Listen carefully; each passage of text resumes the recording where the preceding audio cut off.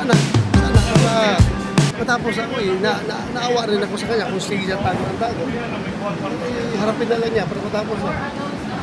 What's your message daw sa iya? Birthday wish. Happy birthday, Pastor. Sure ka? Birthday na ka? Happy birthday, Pastor, wherever you may be. I love you. You're my friend. You're my idol. Happy birthday. My words coming from the Malacanang na hindi ka naman daw talaga i-extradite. Kung yan ang kinatakutan mo, no extradition.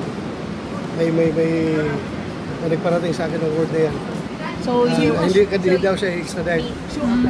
Kung yan ang kinatakutan niya.